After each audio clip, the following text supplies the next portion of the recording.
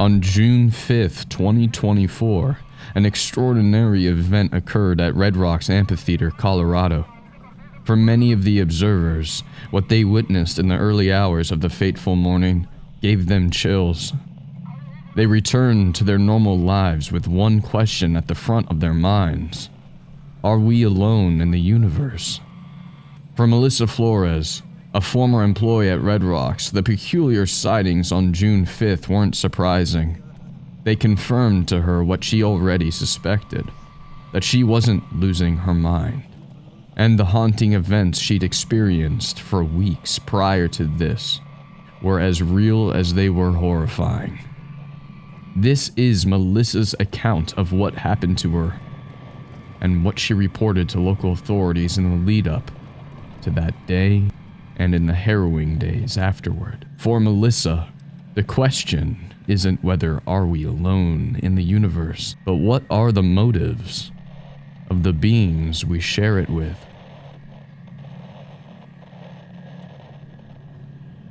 As a New Jersey girl, I ended up working at Red Rocks Park by chance. I was going through a messy breakup. I reached out to an old college friend, Jane, who lived in Denver, and she said I could stay with her for a while. It just sort of unraveled that way, as if in a twisted way it was meant to be. I liked being outdoors, and I loved music, so getting a temp job at Red Rocks seemed perfect. For the first few weeks, it was great. I saw some of my favorite bands perform across a wilderness of rocks. It was bliss. But that bliss soon fractured into something dark.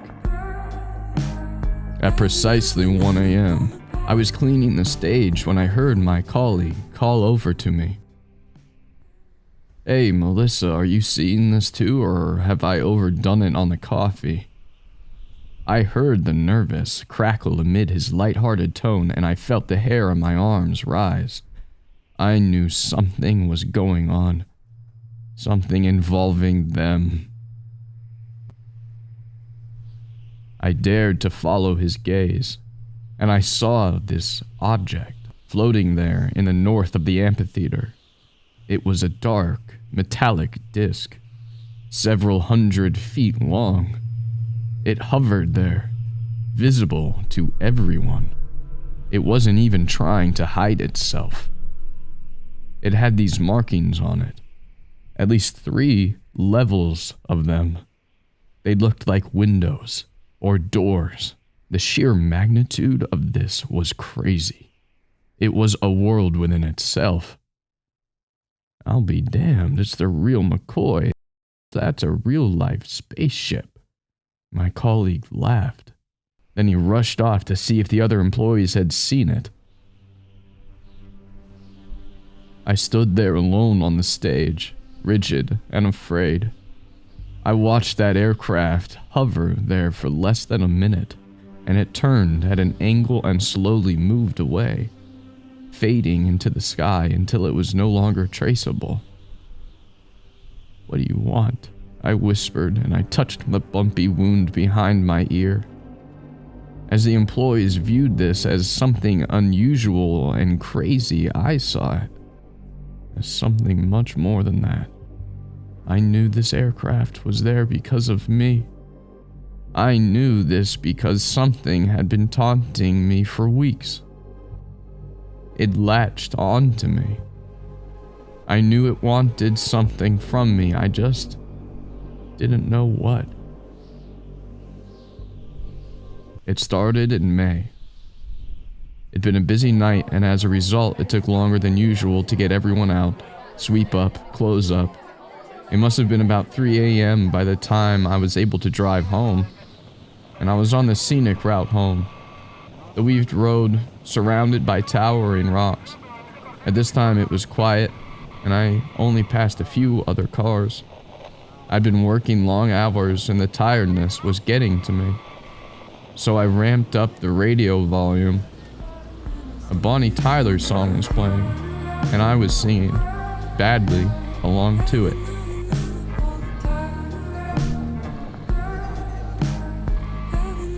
Then the radio lost signal.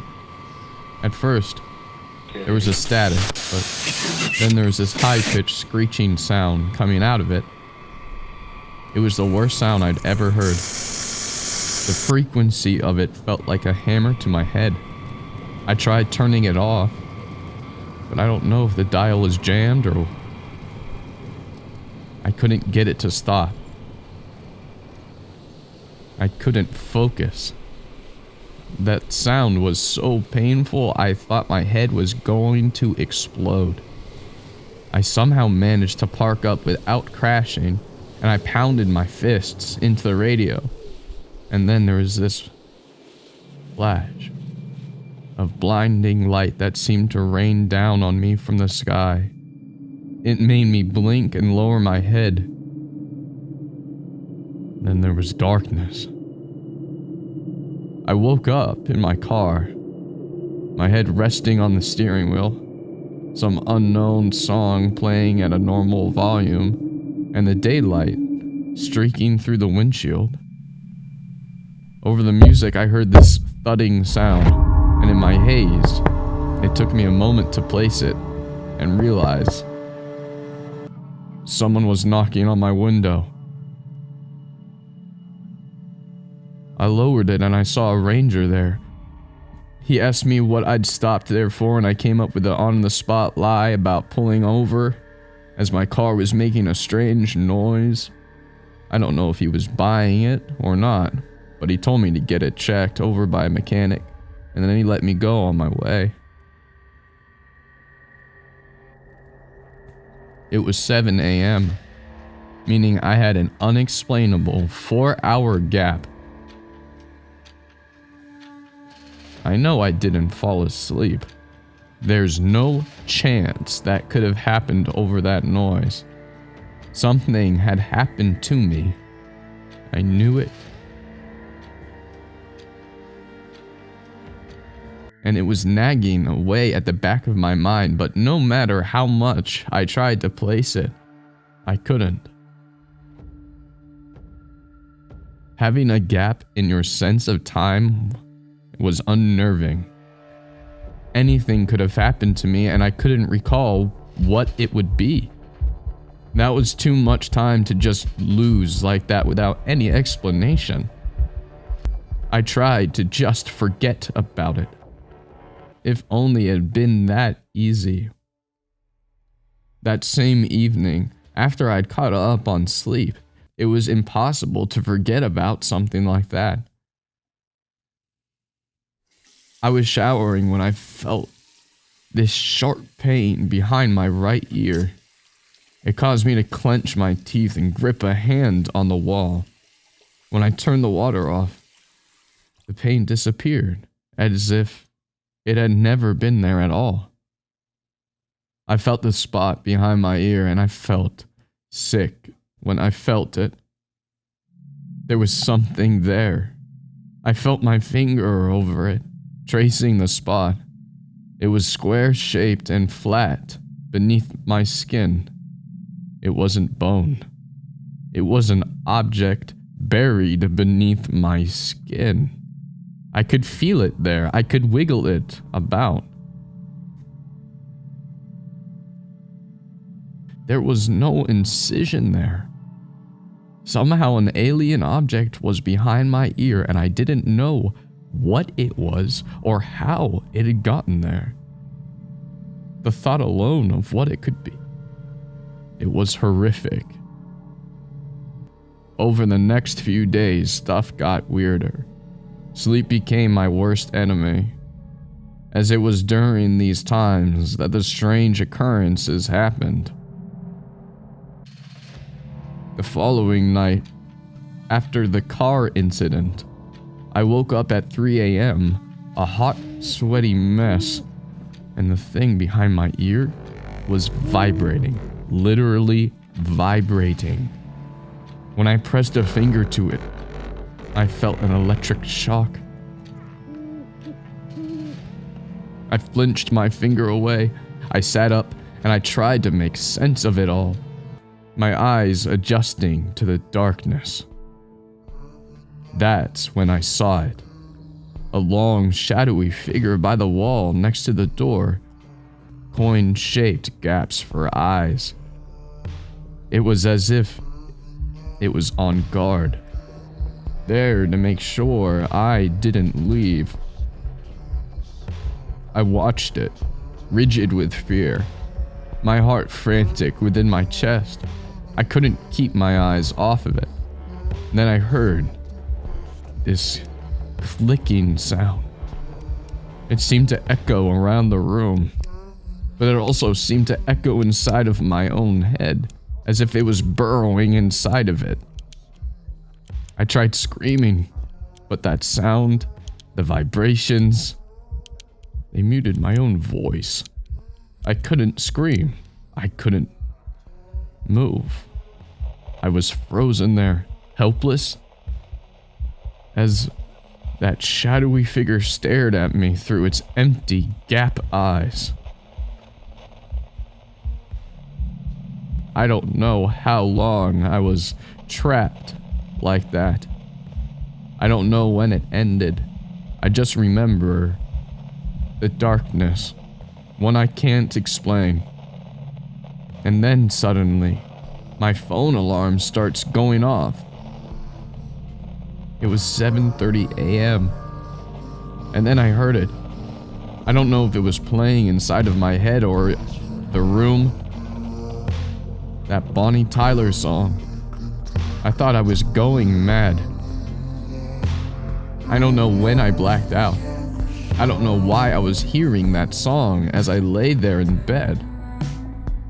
The memory of that shadowy figure, vivid in my mind, but no idea where the last 4 hours had gone. I got ready in a trance-like state and went downstairs.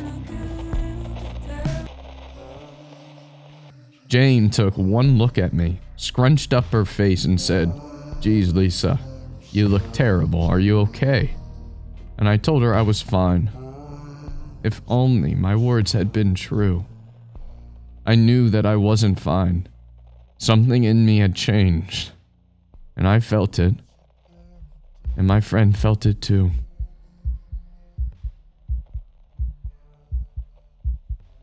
After that, things went from bad to worse. Each night, I woke up at 3 a.m. and I saw that shadowy figure there by the door, staring at me. And then that aching started behind my ear and it traveled through my entire body. A vibrating, aching wave of discomfort. Then I would black out. Wake up hours later with no idea what happened to me. I didn't want to sleep. I drank cupfuls of coffee to try and stay awake.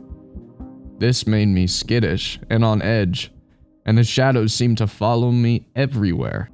That thing behind my ears seemed to be continuously throbbing. Days of this was enough to send me into a mental darkness. The tiredness seemed to claw at my skin until that's all I could think about. I didn't dare sleep though. I just sat there, in my room, watching movies that went bang, and drinking coffee and energy drinks.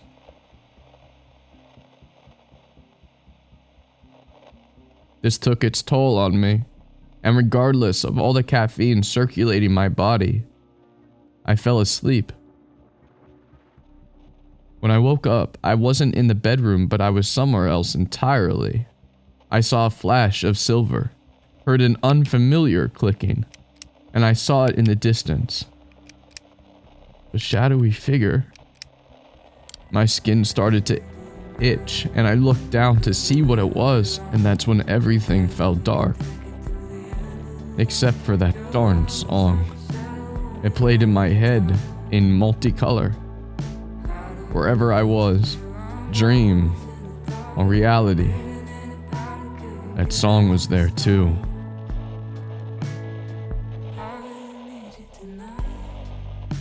I awoke in my bed, clawing at my skin and knowing I could not carry on like this. And that strange object throbbing behind my ear is all I could think about. How I wanted to claw it out of me so I could be free. So I could sleep. I needed to cut it out of me. I needed them to leave me alone. I've never hurt myself before. I'm no good with blood and gore. I'm the friend who hides behind a cushion when a horror movie is on.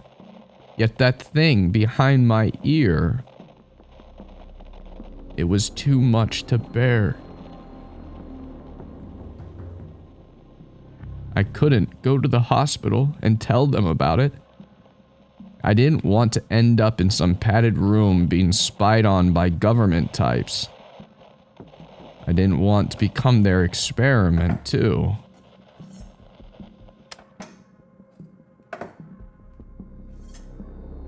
I needed to remove it myself. I got ice to numb the area, and I found a razor blade in the medicine cabinet. I couldn't see the area very well in the mirror, so I had to feel with my fingers. As the blade pierced my skin, I didn't feel a thing. It wasn't just the ice that had numbed me. Back then, I don't know. I felt numb to the world. I continued slicing. I don't know for how long. I felt red, and I saw it on my neck, my finger, and speckled in my hair. I didn't even realize I was screaming. But I was. A high-pitched shriek.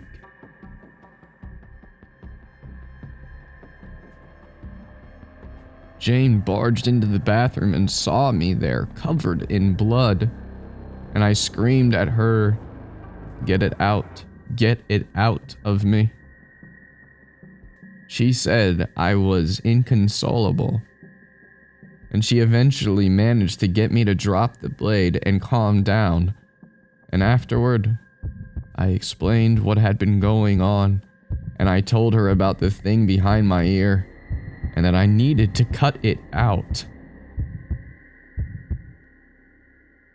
She asked to look, and I saw her face, twisted with confusion in the mirror. I saw her mouth move as she said it. "Lisa, I don't feel anything, there's nothing there." I felt behind my ear, poking the area, despite the pangs of pain that it caused me. She was right. The object had gone. I knew I hadn't managed to cut it out, but I don't know how it could just vanish like that. I was hysterical. I didn't understand any of it, and I just wanted it all to end. My friend cleaned up my wound and then cleaned up the bathroom, and I swear she thought I was losing my mind, as she told me I should talk to someone, a doctor or a therapist. I told her it's fine, that I was fine. I said it was over, and I so wanted to believe that. Now the object had been gone, it would be over. Oh, how wrong I was. It was all only just the beginning. For the next week, nothing happened, and I dared to believe. There were no strange sounds, haunting shadowy figures, and work was fine too. And then the UFO sighting, and I knew it was just meant for me. And I drove home on the same spot of road all this had started on. And when I saw it there in the sky, that same dark metallic disc as before, only this time it seemed to glow, lighting up the entire sky. I continued driving, and the radio wasn't on, so they couldn't get me through that. At least that's what I thought. I pressed my foot on the gas, and I focused on the roads, on getting home. And I was humming to myself that darn Bonnie Tyler song. It's stuck in my head now. I hummed it to try and distract me from the unknown horror in the sky. Then, I saw it. Right there in the middle of the road. I thought it was a deer, so I slammed the brakes on, veering to a jolting stop. Only then did I see it wasn't a deer. It was the long, shadowy, gap-eyed beings. It was lingering there, in the road. It didn't even try to move. It didn't try to do anything. I went to move, but I realized I couldn't. I was unable to move my body. I could only move my eyes. I desperately moved them side to side, but no matter what I did, that thing was still visible in my eye line. Right in front of me. Right above me. I didn't know what to do. There was nothing I could do. The fear of being trapped in that situation, of not being able to even try and escape it, is indescribable. It was a nightmare. It was an endless nightmare. And then I heard that high-pitched screeching sound. It vibrated through the switched-off radio, through the framework of the entire car, and through my mind itself. It was agony, a vibrating, continuous agony. I screamed inside of my head as that's all I could do.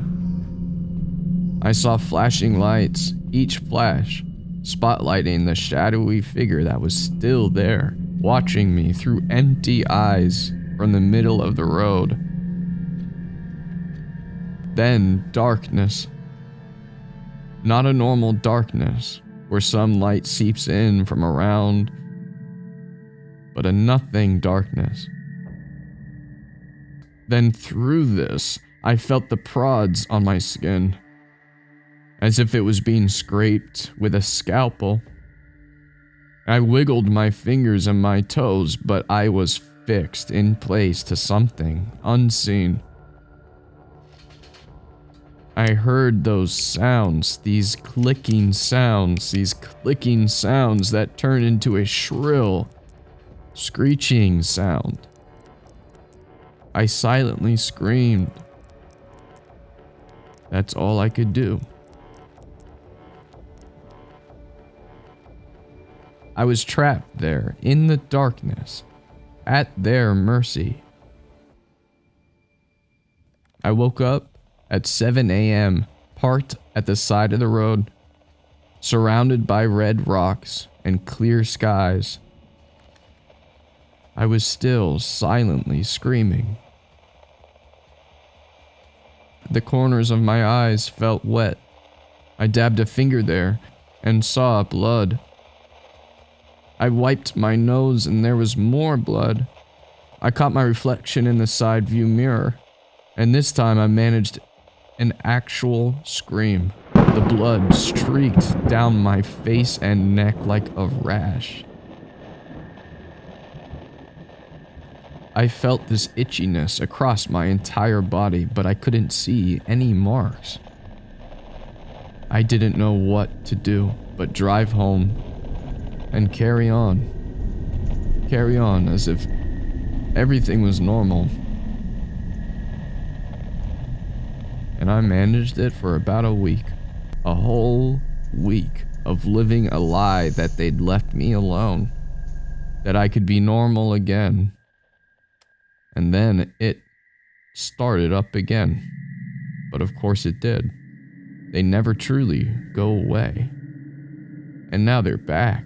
It's back, and I don't know what to do. I thought it had gone, but I should know by now that it will never go, not properly. It's back, and it's in my head again. I feel it. I feel the strange object there behind my ear.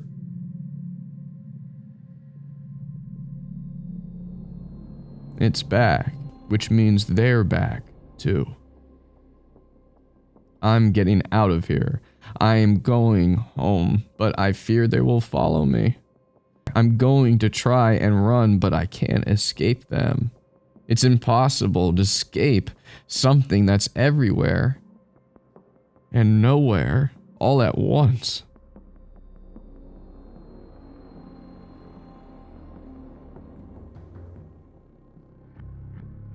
Melissa Flores recorded her account on her phone and sent it to her roommate Jane at 3 a.m. on June 14th, who gave it to the police. Jane discovered it when she awoke that morning. By this time, Melissa had packed up her essential belongings and left the house. Her whereabouts are still unknown. Her family in New Jersey hasn't heard from her, and neither have her friends. Jane states that Melissa worked at Red Rocks, yet there's no record of Melissa Davis having ever worked there. So did these horrors Melissa claimed to have undergone really happen to her? Or were they the result of a young woman with a difficult past and suffering from sleep deprivation? It's unclear what truly happened to Melissa Flores, but it's as if she's faded from memory. Faded as rapidly as the spacecraft dozens of employees claim to have seen. So is the question whether we are alone in the universe? Or is it what are the true motives of the beings we share it with? For more scary horror stories, please subscribe.